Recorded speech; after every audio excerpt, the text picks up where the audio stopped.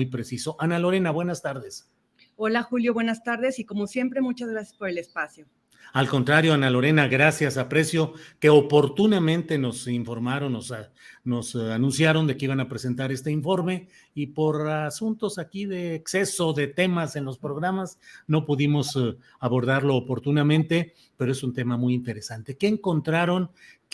¿Cuál es la premisa o cuál es la conclusión de este informe sobre militarización de la política migratoria, Ana Lorena? Sí, pues mira, primero explicar que fue un esfuerzo conjunto que hizo la Fundación para la Justicia, la cual dirijo junto con otras organizaciones en el norte y en el sur, y también con un grupo de periodistas independientes, de tal manera que lo que presentamos es cuáles han sido las consecuencias de la militarización de la migración en dos productos. Uno es el informe que van a encontrar en el sitio www.bajolabota.com.mx y también una serie de reportajes periodísticos de periodistas independientes dirigidos por Alberto Nájar, que también lo que hacen es retratar historias de las personas que han sido afectadas en el tema del contexto migratorio y la militarización. De manera general, lo que te podría decir es que lo que encontramos es que México ha decidido militarizar la migración y utilizar su fuerza más letal en contra de las poblaciones más vulneradas de la región. ¿Por qué decimos que se ha militarizado la migración? Primero que nada, porque ha cambiado la normativa. A partir de la ley de la Guardia Nacional y de la firma de acuerdos migratorios, México ha decidido, siguiendo de alguna manera los mandatos de Estados Unidos, construir un muro militar para frenar a todas las personas que intentan llegar a Estados Unidos. Entonces, hay un tema normativo. Lo segundo es que tenemos a la Guardia Nacional y a otras fuerzas de militares conteniendo ese flujo migratorio. Y lo tercero es que el Instituto Nacional de Migración se ha militarizado.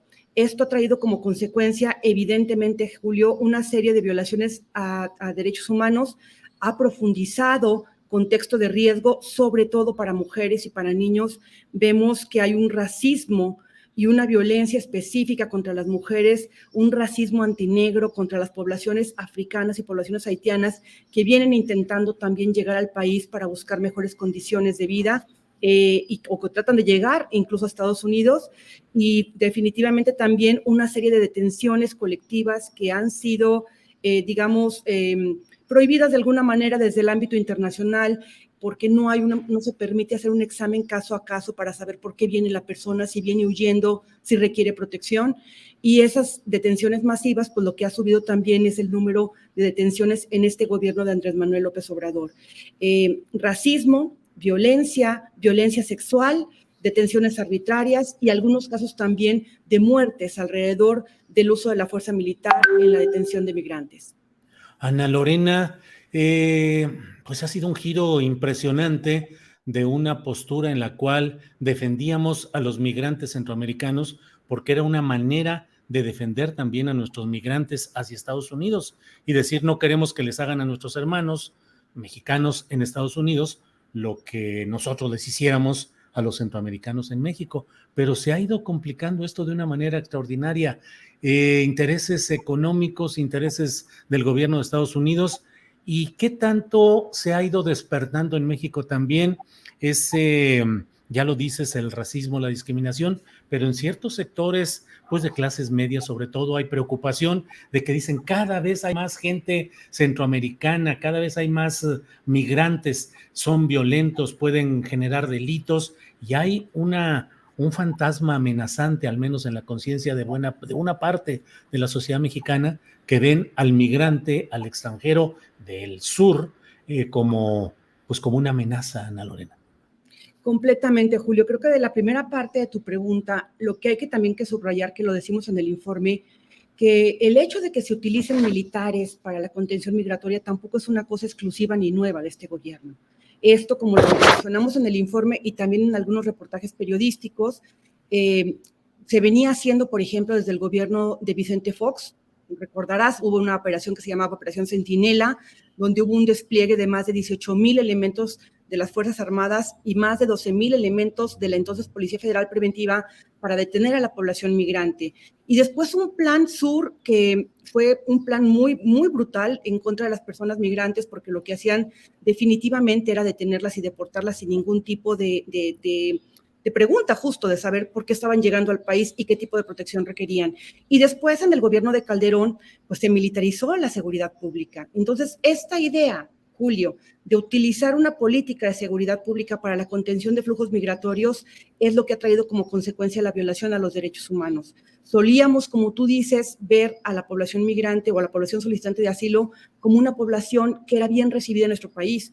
México tiene una tradición, o tenía al menos una tradición muy clara de asilo en el país. Recordamos que hay muchas personas de varios países de la región y de Europa que vinieron a refugiarse a México y que fueron bien recibidos. Sin embargo, esa tradición se ha roto. Y bueno, con el gobierno de Vicente Calderón, perdón, de Felipe Calderón, lo que pudimos ver fue pues el despliegue de las Fuerzas Armadas en general para contener el crimen organizado, que nos dejó terribles consecuencias como las masacres de migrantes, algunas de ellas que nosotros representamos a las familias de Centroamérica y donde no hemos visto ninguna acción de justicia. Pero lo que vemos ahí que detonó con el gobierno de Andrés Manuel López Obrador, que bien tú lo dices, hubo un cambio. Recordaremos que al principio, Julio, hubo una comitiva incluso de gobernación que acudió a recibir a la caravana. Tenían como titular a Tonatiuh Guillén, que era una persona muy reconocida, un académico muy reconocido, que traía una lógica diferente de construcción del Instituto Nacional de Migración.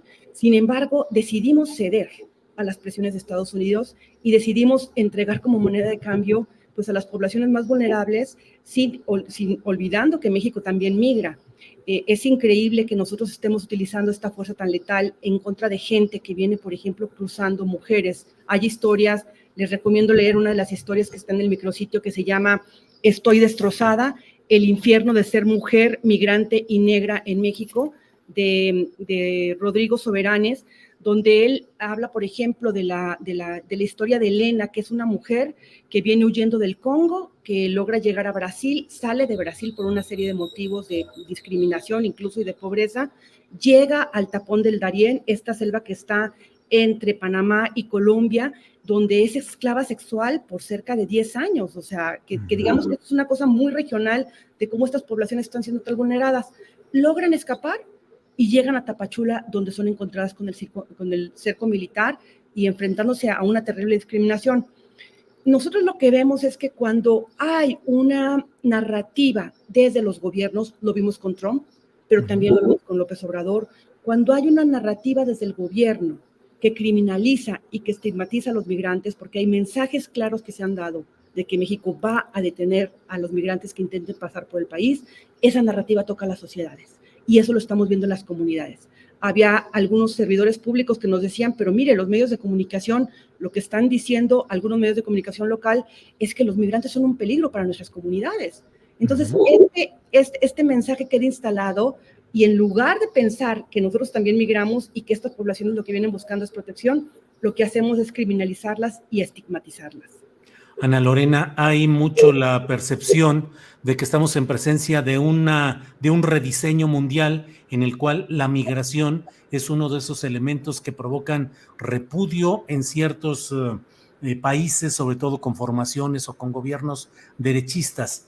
En esta oleada que ha habido, primero, ¿es más fuerte la oleada migrante ahora, en estos años del gobierno del presidente López Obrador, que en anteriores gobiernos? Uno, y segundo, si son detectables algún tipo de intereses políticos que luego se dicen que son los que organizan e impulsan desde Centroamérica las caravanas que luego son detenidas en México. Ana Lorena, por favor.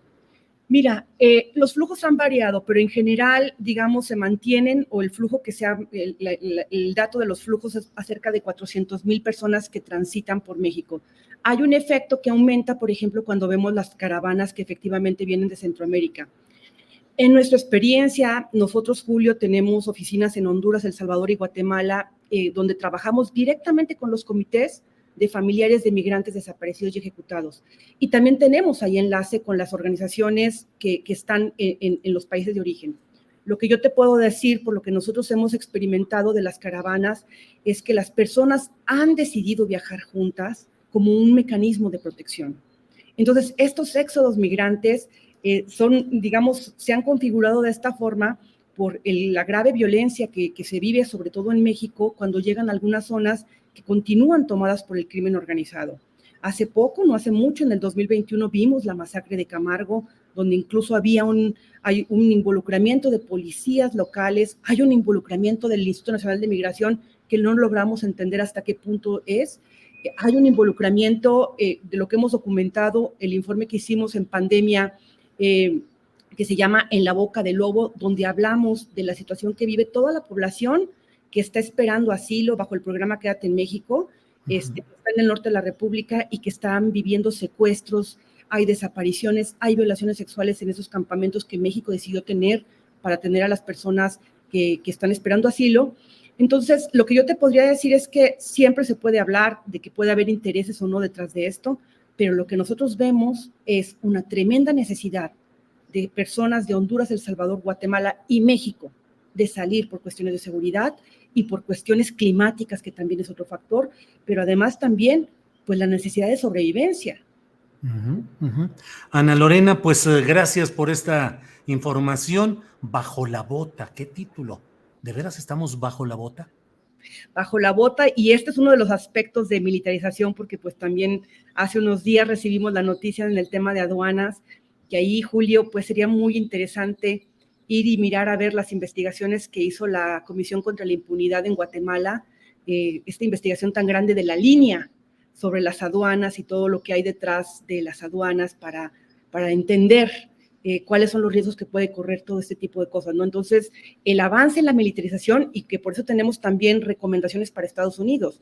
Estados Unidos viene y quiere, está bien, quiere apoyar a que las democracias se desarrollen, pero las democracias no se van a desarrollar si por una parte Estados Unidos está dando fondos para justicia, pero por otra parte está impulsando la militarización de la región. Eso trae consecuencias. Y Estados Unidos tiene que frenar ese impulso de militarizar y de extender las fronteras más allá de lo que son las propias, ¿no? Ana Lorena, pues te agradezco mucho esta oportunidad de asomarnos a un breve asomo, brevísimo, a lo mucho que está en este material, que si nos repites la dirección para quienes deseen asomarse, por favor, Ana Lorena. Claro que sí, es www.bajolabota.com.mx. Ahí van a encontrar el informe que se realizó con varias organizaciones y van a encontrar también este micrositio donde hay reportajes periodísticos de las historias que cruzan bajo la bota en la militarización en México. Ana Lorena, muchas gracias y seguiremos en contacto. Hasta luego. Muchas gracias por el espacio.